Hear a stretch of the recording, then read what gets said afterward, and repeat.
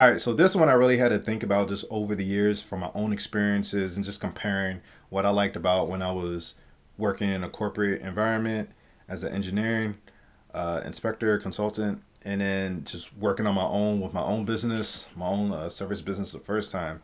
And if I'm being honest, if people are honest, you likely more than likely have a better deal when you working for someone, and the main part is because of the benefits.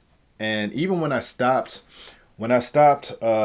my job and I started working for myself, because I just wanted the freedom, I didn't want to think too deep into it. I didn't want to think about the details. I didn't like I and it's one of the reasons why I didn't set up my business right. I just wasn't looking at the details like that.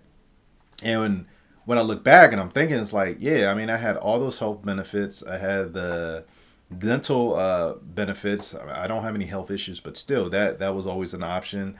The 401 and stuff like that, I mean, you can always invest in different stuff and get a better return somewhat slightly. So that part doesn't really mean anything. I guess the matching part, but I mean, how many people actually are putting in enough funds every year to have a match? But if you do it, then I mean, kudos to you.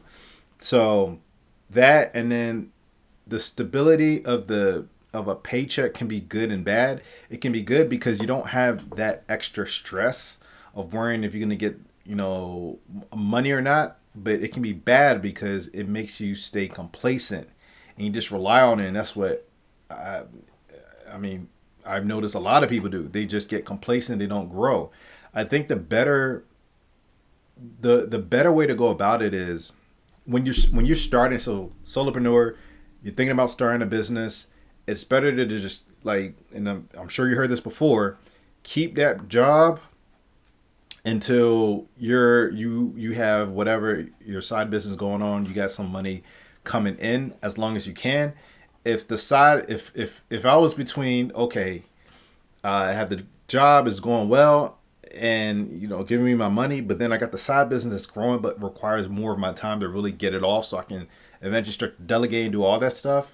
If you're at a crossroads like that, I'm more on the side of, depending on what responsibilities you have, I'm on the side of, hey, you got one life, go for gold, quit that job and go ahead, go full throttle into your business. Because if you got it to this point where you have to make a decision like that, then you're on your way. Just make sure that you have a good support system, have a good network, and just make it happen. Like, and you're gonna fail. Expect to fail, but fail fast. You already got money coming in. You can always do gigs here and there just to make it work. It might be a struggle, but I do believe having that heat on you with your back against the wall makes you tougher, and that's what it's going to take for you to get to the next level.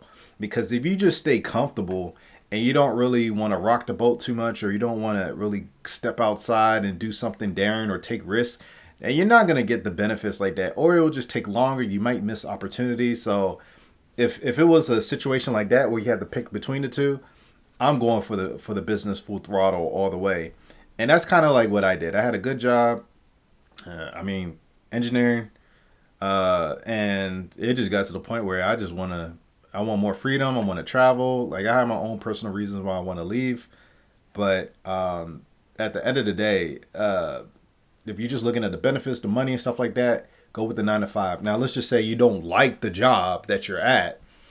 This is where you can actually like you, and maybe I'll send a link where.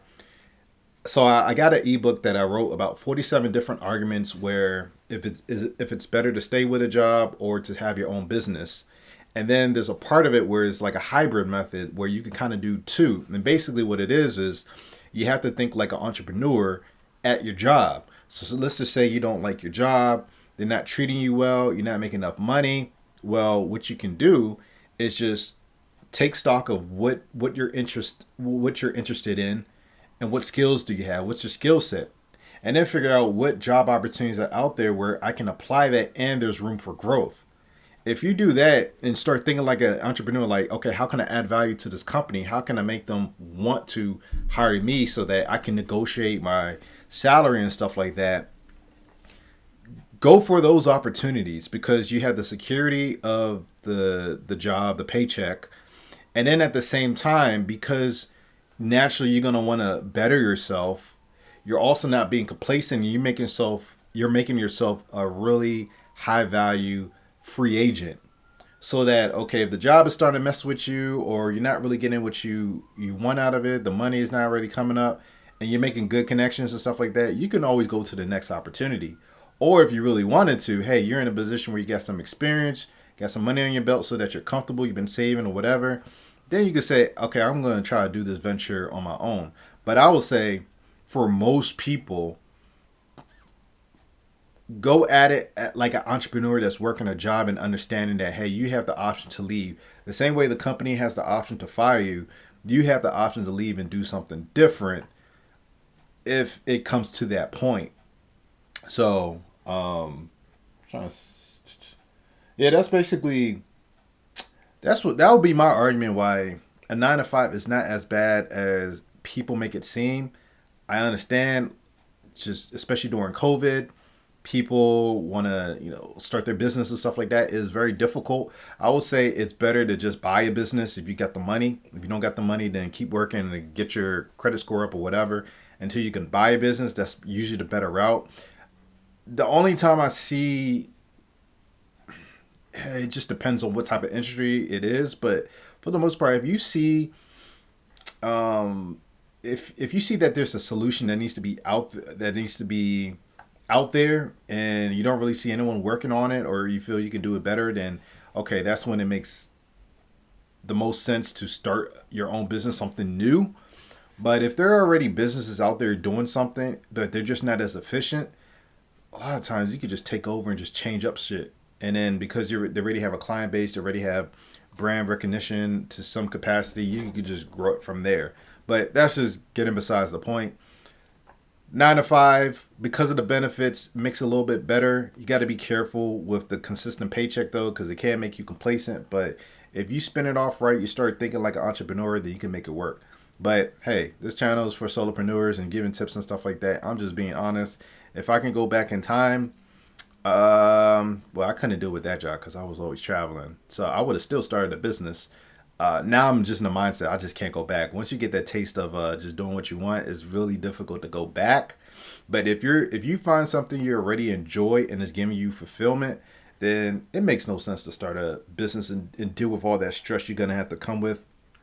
That comes with it, especially if you got children, little children, you got a spouse, maybe parents are relying on you. If you got all those responsibilities, then you got to be real strategic. It doesn't, you don't want to just bet everything. I mean, certain rare situations it can work, but you don't want to put that stress on anybody else. So let me know what you think about my commentary. Is it better? Is it worse? Definitely love to hear your thoughts. I will see you in the next video.